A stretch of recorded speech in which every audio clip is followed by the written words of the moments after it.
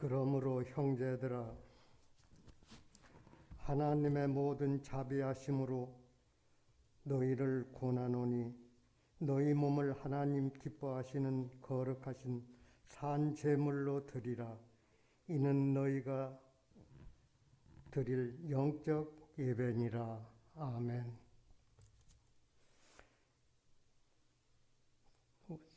세상을 창조하시고 운행하시며 섭리하신 하나님 아버지, 은혜와 사랑을 감사드리옵나이다.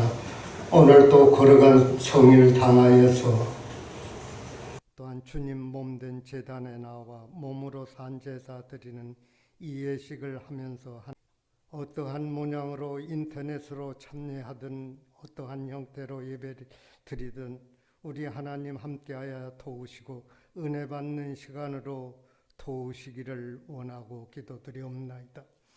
하나님, 또한 이렇게 보이지도 않는 적은 바이러스 코레라19 전염병으로 인하여 우리뿐 아니라 온 세계가 고통을 받으며 많은 사람들이 불안해하고 있습니다.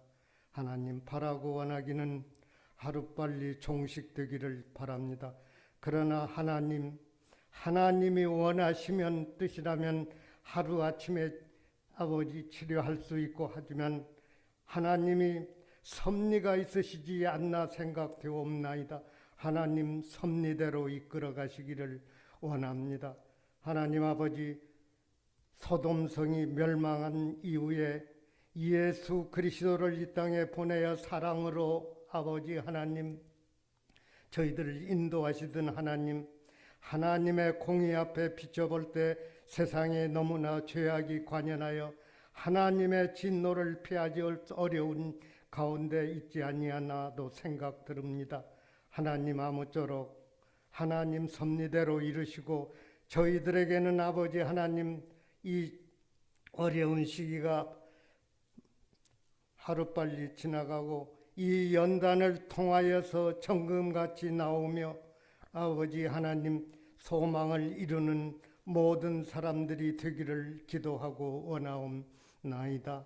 사랑하시는 주님, 또한 이렇게 코레라가 발생하면서 우리 아버지 하나님, 우리나라에는 종교가 기독교, 천주교, 불교, 세교회가 주축을 이루고 있다라 하면 아버지 하나님, 믿지 않는 사람들이 모여 하는 소리가 교회에서 환자가 얼마나 발생하는지 참 교회를 비난하는 소리도 들었습니다. 참 마음 아픈 일입니다. 하나님 아버지, 긍휼히 여겨주시사 아버지 그들이 하나님 교회를 함부로 말할 수 없도록 우리 하나님 뭔가 보여주기를 원하고 바라올 뿐입니다. 사랑하시는 주님, 기도합니다. 아버지, 더 이상 아버지 하나님 교회에서 코레라 환자가 발생되지 않기를 바랍니다. 하나님 아버지 도와주세요. 또한 아버지 하나님께 영광 돌리는 아버지 귀한 계기가 되기를 바라고 원하옵나이다.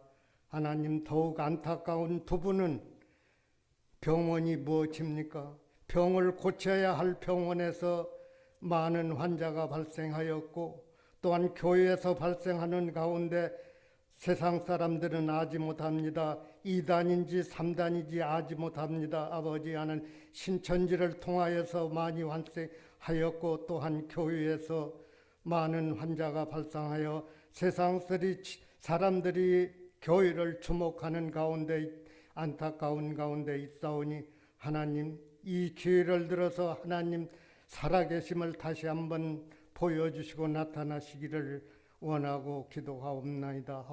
기도하며 바라는 것은 하나님 아버지, 우리보다도 더 아버지 오래전에 복음을 받아 아버지 선진국들이 우리보다 더 많은 어려움에 처한 것을 봅니다.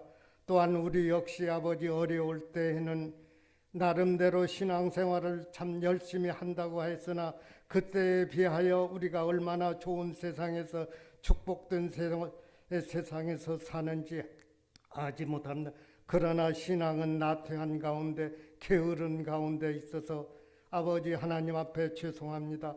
그래야 하여 예수님은 일찍이 말씀하시기를 부자가 천국 가기가 그만큼 어렵다고 하지 않았나 생각도 됩니다. 하나님, 정말 하나님 이 좋은 시대에 아버지 열심으로 잘 섬겨 아버지 남은 생애가 복된 생애 되기를 기도하고 원하옵나이다. 사랑하시는 주님, 교회를 둘러보실 때 아버지 하는 젊은이들이 또한 아버지 소망을 주시고 또한 그들에게 희망을 아버지 꿈을 주시옵기를 바라고 또한 연로한 성도들에게는 남은 생애가 하나님 앞에 복된 삶이 되고 하나님 앞에 아브라함과 요셉, 이삭과 야곱과 같이 아버지 기운이 지나여 하나님 앞에 돌아갔다라는 이러한 복된 아버지 하나님 죽음이 있기를 바랍나이다. 하나님, 또한 세상 사람들은 가장 두려운 것이 죽음 문제라고 한다 합니다. 하나님, 하나 우리 믿는 사람들은 하나님께 모든 것을 맡기는 가운데 하나님 감사함으로 기다리는 삶이 되기를 원하고 기도하옵나이다. 사랑하시는 주님, 이곳에 교회를 세우시고 참 어려운 가운데 오늘 여기까지 이끌어 가신 하나님, 에베레스의 하나님 진심으로 감사합니다. 교회를 통하여서 영광 받으시고 아버지 사랑 동산교회가 정말 이름에 걸맞는 교회의 사명 감당할 수 있도록 주님 도와주세요. 주님이 우리 위해 십자가에 죽기까지 충성을 하였다면 아버지 우리가 사랑한다 하면서 입으로만 사랑하는 건 사랑이 될 수가 없습니다.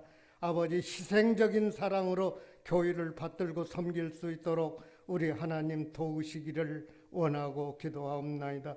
오늘도 말씀을 들려 세우신 담임 오진철 목사님을 붙잡아 주시고 하나님 그를 통하여서 하나님 하시고자 하는 말씀 밝히 전할 수 있게 도우시며 우리는 말씀받아 승리하게 하여 주시옵기 원합니다.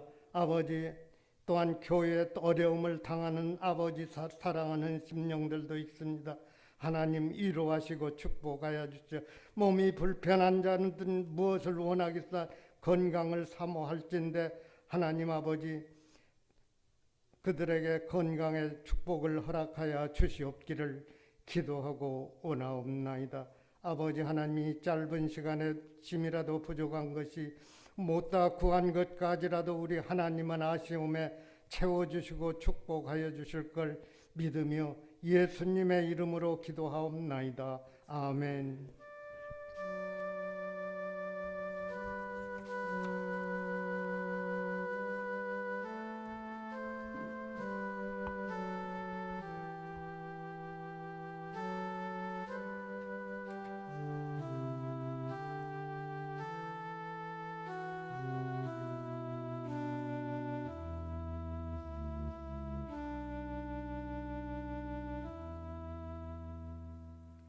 네, 자리에 착석해 주시고 우리 찬송가 84장으로 하나님께 영광 돌립니다.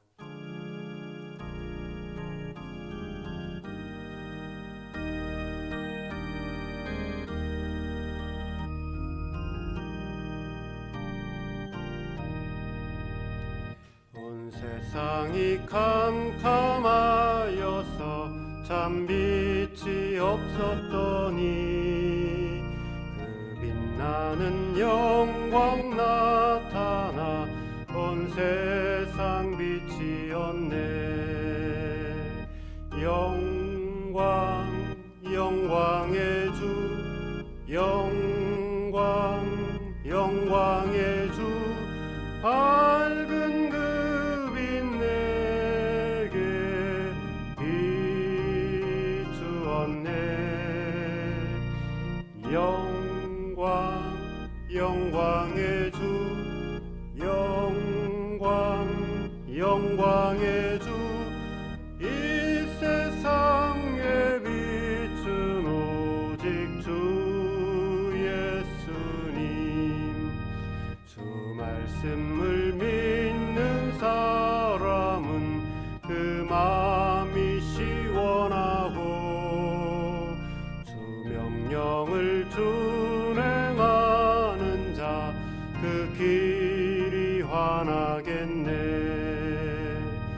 영광 영광의 주 영광 영광의 주 밝은 그 빛 내게 비추었네 영광 영광의 주 영광 영광의 주 이 세상에 빛은 오직 주 예수님 죄 가운데 사는 사람은 그 눈이 어두워도 그 죄악을 씻는 날에는 그 눈이 밝아지네 영광 영광의 주 영광 영광의 주 밝은 그 빛 내게 비추었네 영광 영광의 주 영광 영광의 주 이 세상에 빛은 오직 주 예수님. 네, 한 주간 주의 은혜 속에 잘 지내셨습니까? 네, 우리 오늘 방송이 원활치가 않아서 아침에 좀 급하게 왔다 갔다 해서 저도 정신이 없는데 녹화는 되나요? 네, 녹화는 잘 되고 있답니다. 우리 방송으로 예배 참여하시는 분들 좀 참으셨다가 점심 식사하시고 예배를 드리시든지 또 아니면은 뭐 12시 조금 지나서 예배 드리는 것으로 양해해 주시기를 바랍니다. 우리 집중해서 하나님 앞에 예배 드릴 때에 오늘 이 예배를 통해서 임하시는 하나님, 오늘 우리 가운데 은혜 베푸시기 원하신 하나님을 우리가 모두 만나고 돌아가야 될 줄로 믿습니다. 하나님 앞에 전심으로 나뉘어지지 않는 마음으로 주 앞에 나아가 하나님 앞에 영광 돌리는 시간 되기를 소망합니다. 코로나가 또 다시 3차 유행이 시작이 되어졌는데 우리 모두가 조금 다 힘들고 또 불편하고 어렵지만은 조금 더 경각심을 가지고 내가 방역의 주체가 되어서 잘 이 어려운 시기들을 슬기롭게 이겨나가야 될 것이다 라고 생각을 합니다. 이 전염병의 문제는 몇 번 제가 말씀을 드리지만 무슨 교회를 다니는 사람이든 교회를 다니지 않는 사람이든 그러니까 예수님을 믿는 사람이든 믿지 않는 사람이든 또 무슨 정부의 여당 사람이든 정부의 야당 사람이든 또 우리가 어떤 입장을 취하고 있든지 간에 뭐 노인이든 혹은 아니면 어린아이든 간에 차별을 하고 구별을 하고 있는 것이 아닙니다. 그래서 우리가 어려울 때일수록 한마음 한뜻이 되어서 어려운 시기들을 잘 이겨나가는 지혜를 모아야 하겠습니다. 이제 우리 다 같이 자리에서 일어나셔서 하나님 말씀 함께 봉독하는 시간 갖겠습니다. 오늘 말씀은 창세기 23장 1절에서 13절까지입니다. 창세기 23장 성경을 찾으셔야 되겠네요. 창세기 23장 1절에서 13절까지 서로 교독하면서 하나님 말씀 함께 봉독하겠습니다. 사라가 127세를 살았으니 이것이 곧 사라가 누린 횟수라.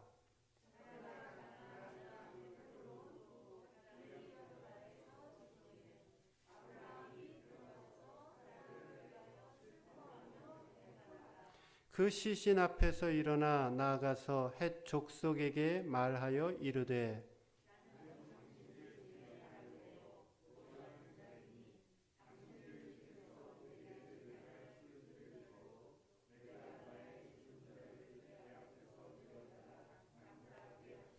헷 족속이 아브라함에게 대답하여 이르되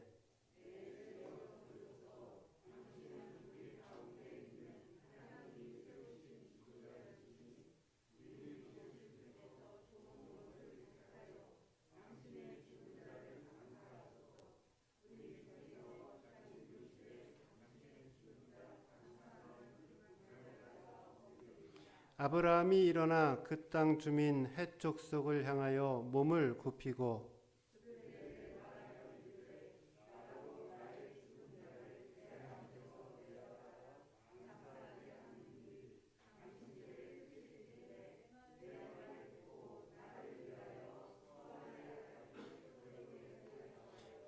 그가 그의 반머리에 있는 그의 막벨라 굴을 내게 주도록 하되 충분한 대가를 받고 그 굴을 내게 주어 당신들 중에서 매장할 소유지가 되게 하기를 원하노라 하매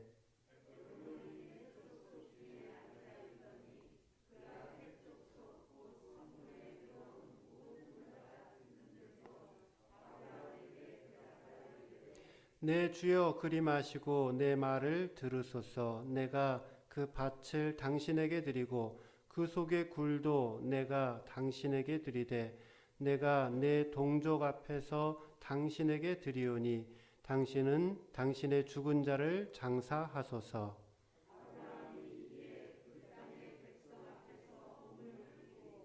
같이 읽겠습니다. 그 땅의 백성이 듣는 데서 에브론에게 말하여 이르되 당신이 합당히 여기면 청하건대 내 말을 들으시오. 내가 그 밭값을 당신에게 주리니 당신은 내게서 받으시오. 내가 나의 죽은 자를 거기 장사하겠노라. 아멘. 네, 자리에 착석해 주시고 네, 우리 지난 몇 달 동안 아브라함의 믿음을 살펴보았습니다. 이제 오늘 그 마지막 날이 되겠습니다. 오늘은 아브라함과 사라의 죽음 그 마지막 시간을 살펴보면서 아름다운 죽음이라는 제목으로 여러분들과 함께 말씀을 나눕니다. 한동안 사회 현상 중에 죽음 체험이라고 하는 프로그램이 있었습니다. 자신의 죽음을 미리 연습하고 또 체험해보는, 경험해보는 프로그램입니다. 아마 여러분들도 한두 번 방송이나 혹은 아니면 설교하는 목사님들의 모습을 통해서 들어보신 적이 있으실 겁니다. 그 죽음 체험에 참여하게 되어지면 인생의 마지막 날을 경험하게 하고 또 마지막 시간에 유서를 쓰게 하고 그리고 관에 들어가는 시간도 있습니다. 그리고 관에 들어갔을 뿐만이 아니라 관 뚜껑을 다 닫고 거기에다 못질을 해서 완전히 관 속에서 수분간 한 15분 정도의 시간을 보내게 하는 그러한 프로그램입니다. 인생의 앞만 보고 달려가는 사람들에게 이 죽음 체험을 통해서 오늘 우리의 삶의 깊이와 의미를 더 소중하게 깨닫게 하는 좋은 프로그램이다라고 생각합니다. 이 죽음 체험을 경험한 사람들은 한결같이 이렇게 말합니다. 두렵고 또 유쾌하지 않은 경험이었지만은 내 자신의 삶을 돌아볼 수 있는 좋은 경험이었고 또 사는 것과 또 죽는 것 사이에서 내가 하루하루를 감사하며 살아갈 수 있게 되었다라고 고백을 합니다. 사람들은 일반적으로 이 죽음의 문제를 직면하는 것을 두려워하거나 혹은 외면하고 그냥 나중의 문제 혹은 먼 미래의 문제로 돌리는 경향이 있습니다. 죽음은 지금 나의 현실의 문제가 아니고 먼 미래의 문제이고 내가 오늘 하루하루 행복하게 어려움 없이 살아가면 된다라고 생각합니다. 오늘 하루를 즐겁게 살고 또 행복하게 살아가는 것 매우 중요합니다. 그러나 그와 동시에 내가 살아온 나의 인생을 어떻게 마무리하며 마감할 것인가 하는 것도 굉장히 중요한 질문이 됩니다. 왜냐하면 내 인생의 마지막 시간을 준비하고 또 내 인생의 마지막 시간을 돌아보는 것을 통해서 내 지금의 삶을 더 보람되고 또 더 의미 있게 살아갈 수 있기 때문입니다. 누구나 아름답고 행복한 죽음을 원합니다. 잘 준비되어진 죽음은 보는 사람들에게도 매우 아름답습니다.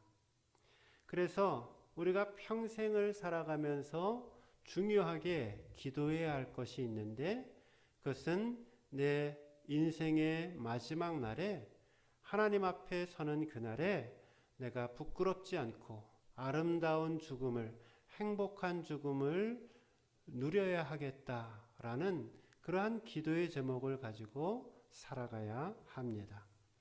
바라기는 오늘 이 아브라함과 사라의 죽음의 마지막 시간의 모습을 살펴보면서 행복한 이별, 또 아름다운 죽음이라고 하는 것이 무엇인지를 깨달으시고 하나님 앞에서 우리가 살아가고 있는 이 날수를 계산하며 살아가는 인생의 지혜가 있으시기를, 믿음의 지혜가 있으시기를 주님의 이름으로 축원드립니다.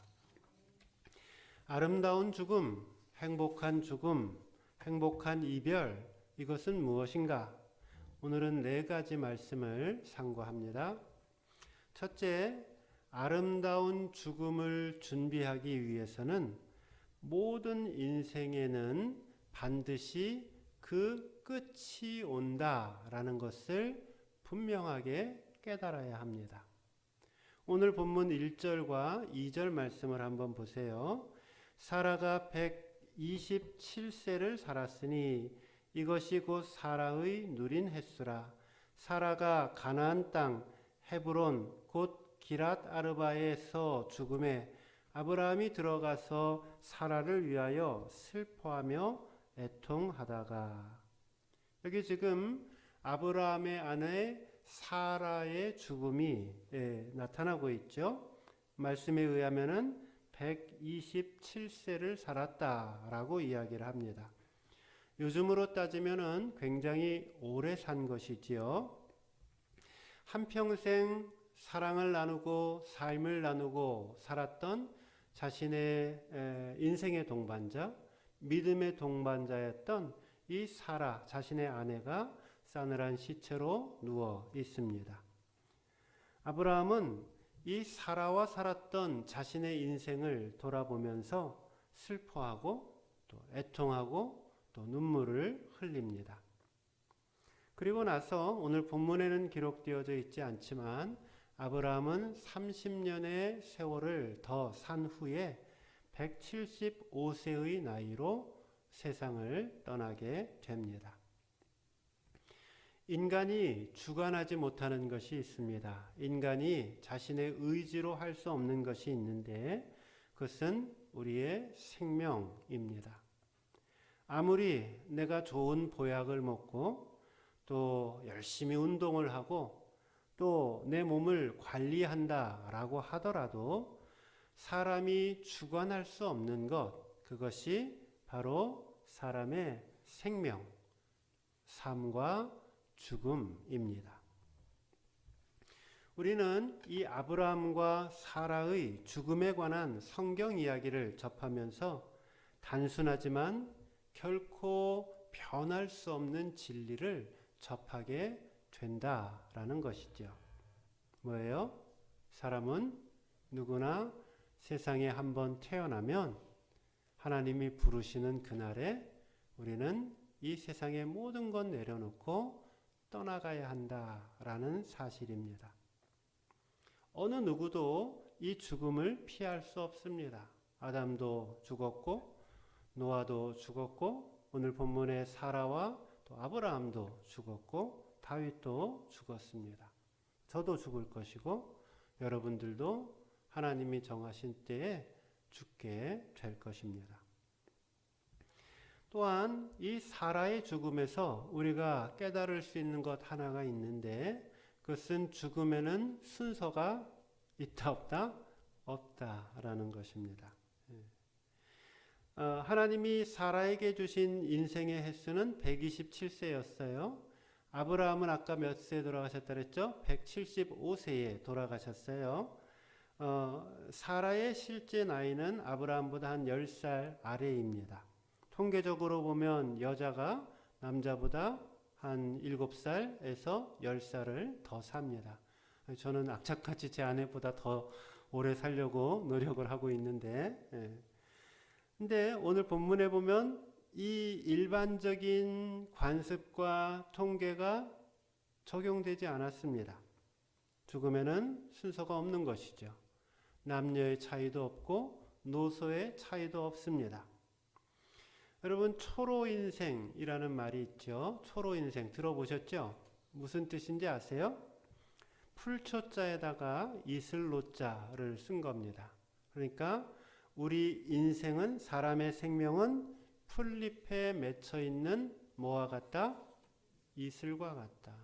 잠깐 그 풀잎에 새벽이 되면 이슬이 맺힙니다. 곧 해가 뜨면은 그 이슬이 사라지는 것처럼 우리 인생이 그처럼 짧고 짧은 것이다 라고 말씀합니다. 오늘 본문에는 아브라함이 자신의 인생을 가리켜서 나그네 인생 혹은 거류하는 사람이라고 이야기를 했습니다. 그러니까 자기의 집을 가지고 그 다음에 자기의 생활 근거와 터전을 가지고 사는 사람들은 그냥 주민이라고 이야기를 하는데 이 나그네는 잠시 왔다가 하루 이틀 머물고 또 다른 목적지를 향해 떠나가는 것처럼 우리가 지금 살아가고 있는 이 세상이 그냥 영원히 거주하고 있는 우리의 본향이 아니라 잠시 잠깐 거쳤다가 우리의 영원한 본향을 향해 떠나가는 이 거류민 혹은 나그네의 인생이다라고 고백을 합니다. 일전에도 한번 비유를 들은 적이 있는데요. 저는 어렸을 때에 구슬치기와 땅 따먹기 이런 거를 아주 명사수였습니다. 그래서 보통 딱지치기를 하다가 겨울 되면 구슬치기를 하고 봄 되면은 딱지치기로 바뀌어지거든요.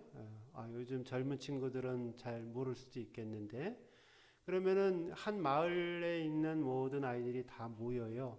그래서 그 유리구슬을 가지고 여러 가지 게임을 하죠. 그래서 그 마을에 있는 모든 구슬을 한 사람이 따게 되면 그러면은 그 다음에는 딱지치기로 바뀌는 거예요. 제가 매번 그 딱지치기와 구슬치기를 바꾸는 사람이었습니다. 또 하나 어렸을 때 많이 했던 게임이 있는데 그것은 이제 땅 따먹기를 많이 했죠. 그래서 손으로 이렇게 툭 쳐가지고서 자기 땅을 이렇게 많이 만드는 것을 보게 됩니다. 그래서 우리 인생을 어떤 사람이 비유하기를 마치 학생들이 운동장에서 땅 따먹기 하는 것과 같다라고 그렇게 비유를 합니다. 그래서 쉬는 시간이 되면 아이들이 손을 가지고 자기 땅을 더 넓히고 게임을 하면서 땅을 크게 넓히지요. 그러다가 학교에 수업정이 다시 땡땡땡 하고 울리게 되면은 어떻게 해요? 가자! 그러고 그 하던 거 다 놓고 교실로 들어갑니다. 그때 누가 더 많은 땅을 땄는지 혹은 누가 몇 번 더 순례를 많이 했는지 혹은 누가 더 많이 이익을 냈는지 그런 것들은 아무런 중요한 것이 아니죠. 그래서 수업으로 돌아가는 것과 같이 우리의 교실로 들어가는 것과 같이 오늘 우리의 인생이 마치 이 땅에서 놀이하는 것과 같은 땅 따먹기 하는 것과 같은 인생이다라고 이야기를 합니다. 인생을 이 땅에 이 짧은 인생을 다하게 되어지면 성경은 무엇이라고 이야기를 하냐면 우리 인생 모든 인생 앞에 하나님의 심판이 주어진다라고 말씀합니다. 믿는 사람이든 믿지 않는 사람이든 마찬가지예요. 모든 인생은 하나님의 심판대 앞에 서게 된다라고 이야기를 합니다. 한 번 죽는 것은 사람에게 정하신 것이요 그 후에는 뭐가 있어요? 심판이 있으리니. 예외가 없어요. 죽음은 피할 수가 없는 것이고 죽음 이후에는 하나님의 모든 인생들은 하나님의 심판대 앞에 서게 됩니다. 그리고 우리는 그 하나님의 심판대 앞에서 우리들이 살아왔던 우리의 인생을 계산하게 됩니다. 여러분, 우리 믿는 사람들도 하나님의 그 심판대 앞에서 우리들이 살아왔던 그 믿음의 인생이 어떠한 것인지를, 우리가 예수 그리스도의 보혈의 공로로 구원받고 하나님의 자녀가 될 수는 있지만은 우리가 살아왔던 그 삶의 인생의 궤적과 신앙의 궤적에 대해서 하나님의 심판대 앞에 서서 우리는 하나님과 계산을 하게 됩니다. 사랑하는 성도 여러분, 아름다운 이별, 행복한 죽음을 맞고 싶으십니까? 그렇다면 오늘 내 인생의 날수를 계산하는 지혜가 있어야 됩니다. 내가 이 땅에서 살아가고 있는데 하나님이 언제든지 부르시면 내가 모든 것 다 내려놓고 주님 앞에 곧바로 서는구나. 하나님의 심판대 앞에 서는구나. 그 자리에서 내가 살아온 인생을 계산하게 되어져 있구나. 하나님과 결산해야 되는구나.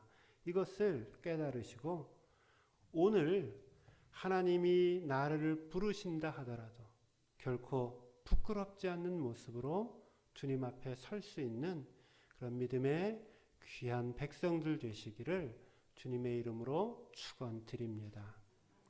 두 번째로 행복한 죽음은 믿음으로 살아간 인생에서 옵니다. 그러니까 아름다운 죽음을 만드는 것은 뭐냐? 죽는 날 갑자기 죽기 얼마 전에 갑자기 좋은 일 해서 아름다운 인생이 되는 게 아니라는 거죠. 내가 살아온 인생이 아름다웠을 때에 아름다운 죽음을 맞이하는 거예요. 너무 당연한 것 아니겠어요? 내가 살아온 믿음의 인생이 하나님 앞에 아름다워야지 내 인생이 아름다운 죽음이 될 수가 있는 것입니다. 너무 당연한 말씀을 제가 지금 드리는 거예요. 어떤 성도님이 한 분 계세요. 하나님 앞에 늘 신실하고 주님과 늘 동행하기를 원했고 하나님의 말씀대로 살기를 원했어요. 어찌하든지 최선을 다해서 주님을 위해 섬기고 봉사하고 교회를 섬기고 영적인 지도자들과 마음을 합하여서 끝까지 주 앞에 충성하고 봉사한 사람이 이제 하나님이 부르시는 날이 되어서 주님 앞에 서게 됩니다. 남아있는 사람들이 그 성도를 기억하며 어떻게 생각하겠습니까? 당연히 저 장로님, 저 권사님, 저 집사님 참 살아생전에 열심히 주님을 사랑하시고 주님의 은혜 가운데 거하고 주님과 동행하고 하나님을 섬기고 교회를 섬기고 목회자를 돕고 하며 정말 아름답게 인생을 사셨어 라고 남아있는 사람들이 기억을 해주는 것이죠. 그게 아름다운 죽음이 아니겠습니까? 그러니까 아름다운 죽음은 내가 나이 들어서 이제 70살 되고 80살 되고 죽을 날이 얼마 남지 않고 무슨 중병이 들어서 불치병이 들어서 내가 매일매일 일기 쓰고 혹은 가지고 있는 재산 좀 나눠주고 이래서 아름다운 죽음이 되는 것이 아니라 매일의 삶 속에서 하나님 보시기에 아름다운 믿음의 삶을 살 때에 누가 봐도 그 인생이 선하고 아름답고 귀한 모습으로 살아갈 때 그 모습을 보면서 아, 저분 참 멋지게 인생 사셨어.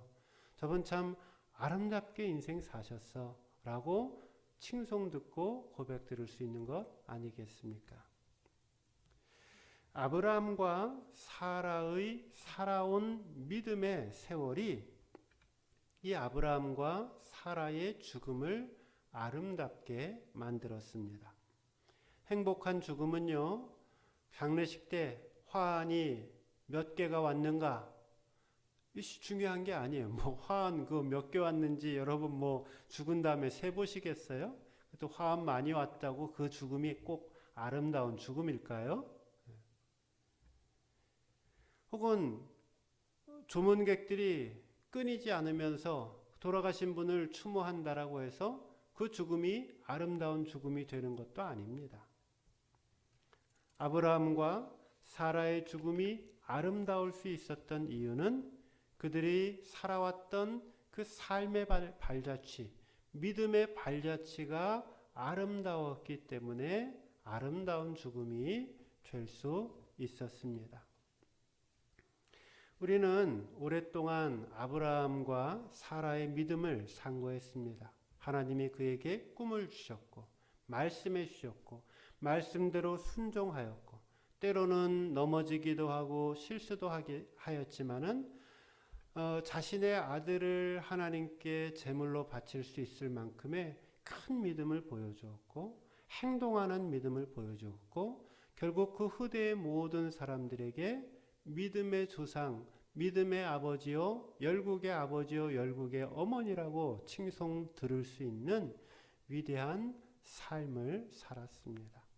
그것이 그 삶이 그들의 죽음을 아름답게 만들었던 것입니다. 바라기는요, 아브라함과 이 사라의 믿음을 우리가 잘 본받으셔서 매일매일의 삶 속에 믿음으로 사시고 매일매일의 삶 속에 믿음으로 행하시고 그리고 믿음으로 하나님의 품에 최종적으로 안길 수 있기를 주님의 이름으로 축원드립니다. 세 번째, 행복한 죽음은 주변 사람들에게 칭송을 듣는 인생입니다. 4절에서 6절까지 말씀 보세요. 좀 설명이 좀 필요한 말씀인데 제가 읽어드릴게요. 나는 당신들 중에 나그네요 거류하는 자이니 당신들 중에서 내게 매장할 소유지를 줘 내가 나의 죽은 자를 내 앞에서 내어다가 장사하게 하시오. 헷족속이 아브라함에게 대답하여 이르되 내 주여 들으소서. 당신은 우리 가운데 있는 하나님이 세우신 지도자이시니 우리 묘실 중에서 좋은 것을 택하여 당신의 죽은 자를 장사하소서. 우리 중에서 자기 묘실에 당신의 죽은 자 장사함을 금할 자가 없으리이다. 이 아브라함은요, 신실한 신앙인이면서 동시에 주변에 살고 있었던 사람들에게 칭찬을 받는 사람이었어요. 주변 사람들이 좋은 말을 해주고 주변 사람들이 인정을 해주는 사람이었다라는 겁니다. 여러 차례 말씀드리지만 목사가 되기 위해서, 목회자가 되기 위해서 중요한 자질이 한 가지가 있는데 그것은 설교를 잘하는 게 아니고 그것은 똑똑한 게 아니고 열심을 내는 것도 아니고 기도를 무슨 40일 기도를 금식 기도를 하는 것도 아니고 목회자에게 있어서 가장 중요한 물론 다른 여러 가지 것들도 있지만은요. 지금 말씀드린 것도 중요한데 아주 중요한 기준 중에 하나는 뭐냐면은 나의 주변 사람들이 나를 좋아하고 있는가, 나를 인정해주고 있는가가 매우 중요합니다. 내일 책이 나오는데요. 그 책에도 보면은 목회자가 되기 위해서 목사의 자격을 이야기를 할 때 이 목사의 자격 중에 첫 번째가 뭐냐? 뭘 것 같아요? 첫 번째는 하나님께로부터 받은 소명입니다. 그러니까 목사는 성도들과 관계를 맺기 이전에 하나님과 나와의 관계, 하나님의 부르심이 분명해야지 목회길을 갈 수가 있어요. 사람들이 당신 목사하기에 충분한 사람이야. 당신 참 하나님의 말씀도 잘 전하고 성실하고 좋아. 이래가지고서 목회가 안 돼요. 왜? 사람들은 경험해 보니까 늘 변하더라고요. 그래서 그렇게 믿었던 사람도 이게 믿는 사람인가 싶을 정도로 사람들이 획획 달라지는 것이 한두 번 본 게 아니라 수백 번을 봤거든요, 제가. 그래서 저는 별로 놀라지도 않아요. 그래서 사람들만을 바라보고 목회자가 되어질 수가 없어요. 근데 목회자가 되어지는 가장 첫 번째 요인은 무엇이냐면은 하나님과 나와의 부르심의 관계, 목회자로의 부르심의 관계가 분명한지가 제일 첫 번째예요. 하나님께로부터 부르심 받은 것이 확실하지가 않은데 목사를 하겠다 가다가 중도 탈락해요. 그런데 여기서 또 중요한 것 하나가 있습니다. 어떤 사람이 바깥에서 있다가 신학교를 졸업했다고 우리 교회에 왔어요. 나 하나님께 부름받은 목사예요. 내가 여러분 하나님 기도를 해보니까 여러분들을 섬기라고 하나님이 나를 이곳 사랑동산교회에 보냈어요. 라고 그렇게 하고 나 앞으로 이 교회 담임 목사가 되겠어요. 라고 이거 하나님의 부르심입니다. 여러분 안 들으면 큰일 나요.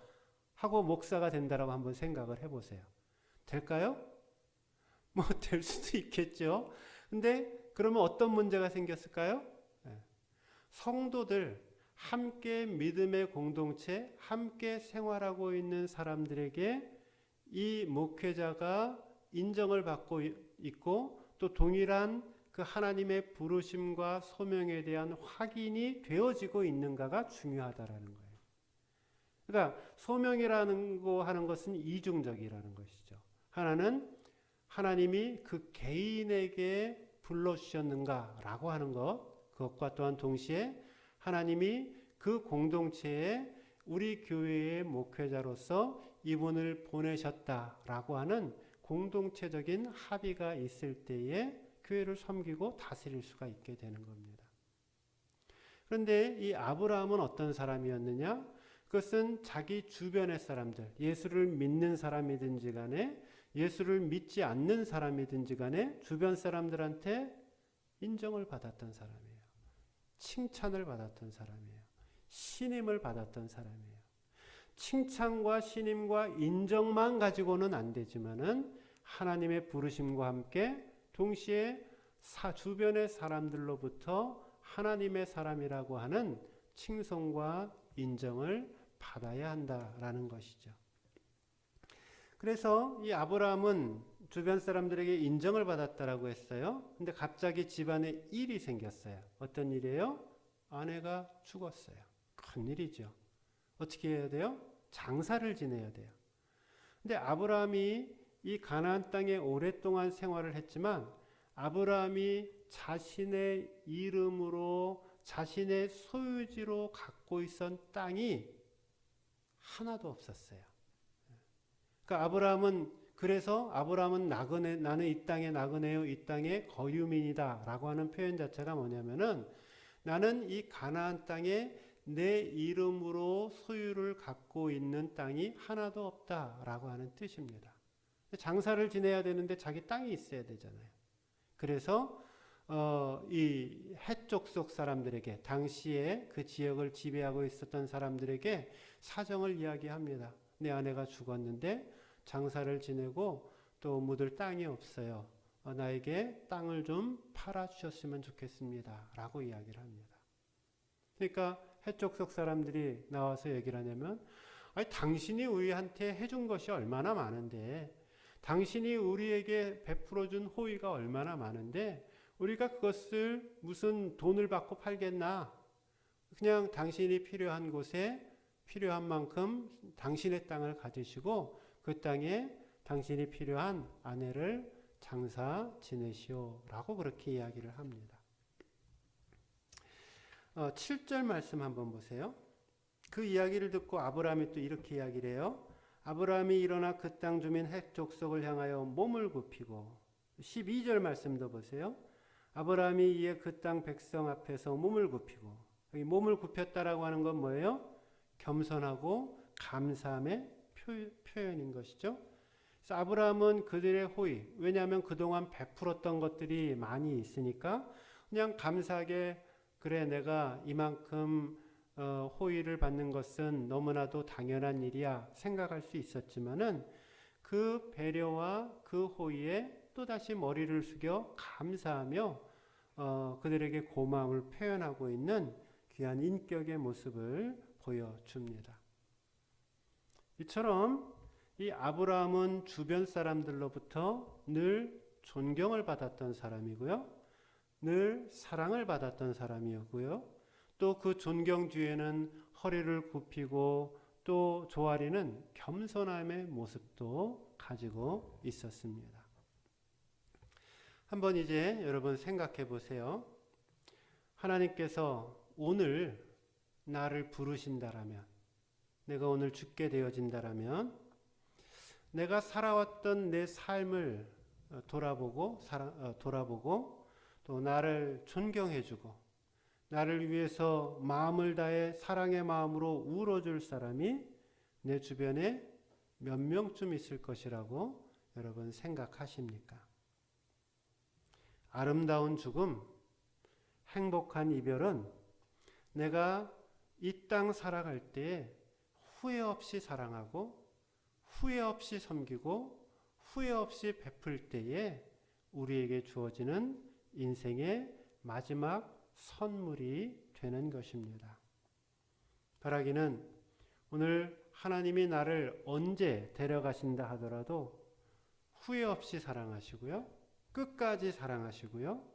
또 겸손히 영혼들을 섬기는 삶 살아가시기를 주님의 이름으로 축원드립니다. 마지막 네 번째, 미래를 준비하는 비전 인생이 돼야 합니다. 그러니까 미래를 준비하는 비전의 삶을 살아갈 때에 아름다운 죽음을 맞이할 수 있다라는 것입니다. 13절 말씀 보세요.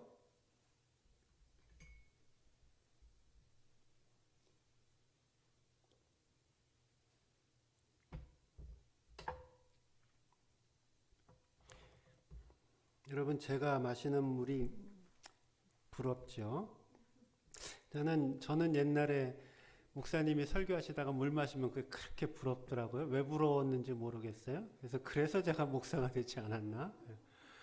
제가 물 마시는 거를 부러워하지 마세요. 목사 될지도 모릅니다. 13절 말씀 보세요. 그 땅의 백성이 듣는 데서 에브론에게 말하여 이르되 당신이 합당히 여기면 청하건대 내 말을 들으시오. 내가 그 밭값을 당신에게 주리니 당신은 내게서 받으시오. 내가 나의 죽은 자를 거기 장사하겠노라. 이 말도 좀 설명이 많이 필요한 말인데요. 우리가 읽었던 성경에 보면 또 이 13절에도 보면 사람이 한 사람 등장해요. 그 사람의 이름은 에브론이라고 하는 사람입니다. 이 에브론이라고 하는 사람은 이 아브라함과 헷 족속 사이에 있었던 이 아름다운 존경과 사랑과 신뢰의 관계 속에 헤집고 들어와서 교묘하게 자신의 이익을 취하고자 하는 나쁜 사람이었습니다. 에브론. 그런데 이 에브론은 처음에는 아주 겸손하고 그럴듯한 모습으로, 예의를 갖춘 모습으로 장사할 땅을 내가 그냥 아브라함에게 주겠다라고 이야기를 합니다. 그러나 아브라함이 다시 계속해서 아니 내가 그래도 값을 지불하고 그 땅을 갖기를 원한다, 피력을 하자. 이 에브론이 뭐라고 얘기를 하냐면은 끝에 그 땅값이 얼마라 그랬어요?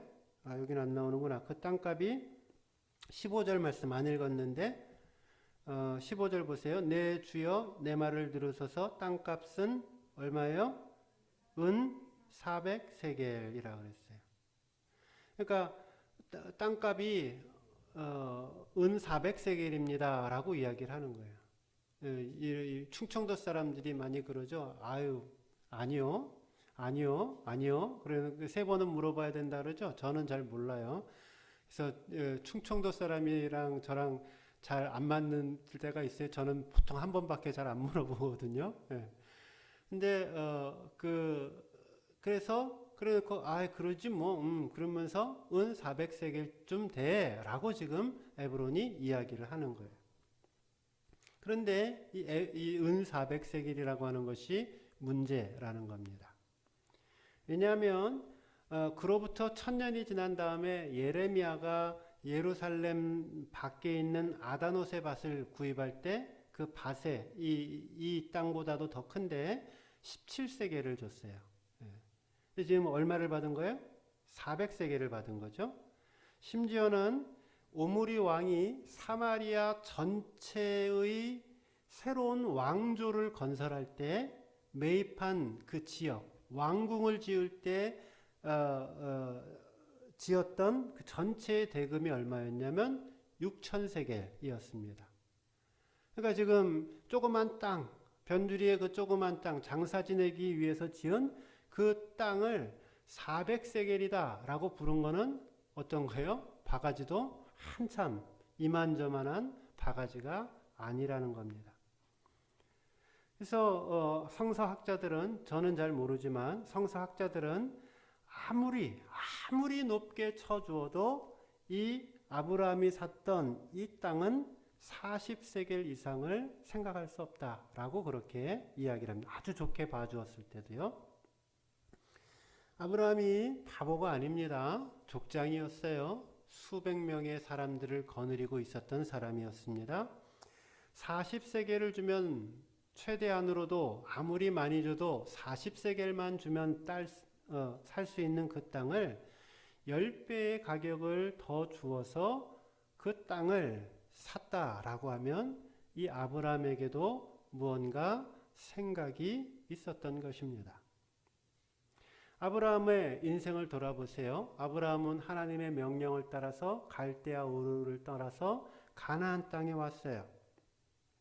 그리고 아브라함은 복의 근원으로 하나님께로부터 세움을 받았습니다. 그리고 적과 꿀이 흐르는 가나안 땅을 주시겠다 그랬는데 지금 아브라함 나이가 137세가 됐는데 근데 땅이 하나도 있는 거예요, 없는 거예요? 하나도 없는 거예요, 아직까지. 그냥 목초지를 다니면서 텐트 치고 여기 있다가 목초가 있으면은 거기서 양 먹이고 또 옮기고 이랬지 본인의 땅이 하나도 없는 것이에요. 하나님께서 주시겠다라고 한 약속은 있었지만 그 가나안 땅에 한 평의 땅도 가지고 있지 않았습니다. 사라가 죽었지만은 그 사라 아내를 장사 지낼 땅조차도 가지고 있지 않았습니다. 그런데 오늘 이 아브라함은 마므레 앞에 있는 막벨라 굴이 있는 그 조그만 땅, 그 지역을 구입하면서 하나님의 약속을 바라보는 비전을 품게 된 것입니다. 내가 이제 그동안 이 땅에서 거류민으로 살아왔는데 이제 하나님께서 약속하신 그 젖과 꿀이 흐르는 가나안 땅을 소유하게 되어지는 첫 걸음을 내딛게 된 것입니다. 아브라함은 하나님께서 약속으로 허락하신 이 땅을 자신과 자신의 후손들을 위하여 소유하고픈 구체적인 의지를 가지고 있었고 그동안 오랜 시간 동안 그것을 기다리고 또 기다리고 있었습니다. 사라의 죽음이 바로 그런 계기가 되었습니다. 당시 이 조그마한 땅을 너무나 값비싸게 치르고 사는 것처럼 보였지만은 아브라함은 그 믿음의 눈을 가지고 하나님의 약속을 기대하고 그 일을 했기 때문에 먼 훗날 그들의 후손이 이 가나안의 온 땅을 다 차지할 것이라고 하는 그 비전을 믿음의 눈으로 바라보았기 때문에 그것은 400세겔 이상의 가치를 가졌던 것입니다. 훗날 이 막벨라 굴 앞에 아브라함도 묻히게 됩니다. 이 창세기 뒤쪽 기록에 보면, 그리고 그의 아들 이삭, 그 이삭도 이 막벨라 굴에 묻히게 됩니다. 이삭의 아내 리브가와 야곱의 아내 레아도 이 막벨라 굴에 묻힙니다. 그리고 이 막벨라 마물에는 훗날 모세의 영도 아래에 출애굽을 하던 그 120만의 그 이스라엘 백성들이 돌아가고자 하였던, 어디로 돌아가고 싶어 했어요? 열조의 고향 가나안, 그 막벨라, 그 영적인 고향이 되는 자리가 되었습니다. 마치 오늘 우리가 대부분이 가보지는 못했지만은 우리가 기회만 된다라면 우리 일생에 예수님이 십자가에 못 박히셨던 그 예루살렘에 한번 가보고 싶어하는 그런 마음이 있었던 것처럼, 이 유대의 모든 후손들은 그 아버지의 땅, 그 조상의 땅, 그 막벨라 그 땅에 가서 우리가 그 아브라함을 만나기를 원한다라고 하는 열조의 고향이 되었던 것입니다. 단지 매장지로 끝난 것이 아니었지요. 시작은 미약하였어요. 조그만 땅이고 값비싸게 바가지 써서 쓴 땅이었어요. 산 땅이었어요. 그런데 그 땅을 기점으로 모세의 기적이, 모세의 출애굽이 시작되었던 것이고, 그 땅을 바라보면서 여호수아의 가나안 정복이 시작되었던 것이고, 다윗 시대에 이르러 그 가나안 땅 온 족속, 팔레스타인 온 땅을 정복하여 하나님의 약속을 이루게, 성취하게 됩니다. 여러분, 이처럼 비전을 품고 살아간다. 지금 우리는 행복한 죽음에 대해서 이야기를 하고 있습니다. 행복한 죽음을 누리기 위해서는, 아름다운 죽음을 누리기 위해서는 뭐가 있어야 된다? 죽을 때까지 뭐를 품어야 돼요? 비전을 품어야 된다. 라는 지금 말씀을 드리는 겁니다. 마음의 꿈이 사라졌어요. 나 늙어서 더 이상 할 게 없어. 내가 뭐 돈이 있나? 내가 뭐 건강이 있나? 나 이렇게 그냥 살다가 예수 믿다가 나 하늘나라 갈래. 비전이 있는 거예요, 없는 거예요? 비전이 없는 거예요. 아름다운 인생, 행복한 인생을 살기 위해서는 내가 주님 앞에 서는 그날까지 하나님께서 주시는 그 비전을 붙들고 살아가야 합니다. 비전은 당장 우리 눈앞에 보이는 게 아닙니다. 당장 눈앞에 보이면 그게 비전이겠어요? 그냥 보이는 거지. 비전은 우리의 눈앞에 잘 보이지 않아요. 그러나 우리의 믿음의 눈을 들어서 우리의 30년 후를 보는 것이고, 우리의 50년 후를 보는 것이고, 100년 후를 보는 것이고, 500년 후를 볼 때에, 그때에 필요한 것이 비전의 눈이라는 것입니다. 저와 여러분 모두는 이 세상에 잠시 왔다가 떠나가게 되는 안개 같은 인생을 살아갑니다. 그러나 오늘 내 삶이 하나님 앞에서 의미가 있기 위해서는 하나님의 안목으로 세상을 볼 수 있어야 돼요. 하나님의 안목으로 우리의 교회를 볼 수 있어야 돼요. 하나님의 안목으로 내 인생을 볼 수 있어야 합니다. 그것이 비전입니다. 오늘 나를 통해서 이루실 그 하나님의 역사를 바라보고, 또 사랑동산교회를 통해서 이루어 가실 하나님의 미래의 역사를 바라보고, 이 나라와 이 민족을 통해서 이루실 그 하나님의 역사를 믿음으로 바라보며 한 걸음 한 걸음 살아갈 때에, 매일매일의 삶 속에 헌신하며 살아갈 때에 그것이 비전을 품은 인생이 됩니다. 오늘 내 인생이, 내 삶이 아름다운 인생이 되고 아름다운 죽음이 되기 위해서는 하나님이 주신 비전을 날마다 품고 살아가야 합니다. 바라기는 오늘 우리의 인생이 비전 인생이 되어서 하나님께서 오늘 내 인생과 또 우리 교회를 통해서 또 이 나라와 또 이 민족을 통해서 이루시기 원하시는 주님의 뜻과 비전을 바라보며 매일매일 열심히 헌신하며 살아가는 모든 성도님들 되시기를 주님의 이름으로 축원드립니다. 기도하겠습니다.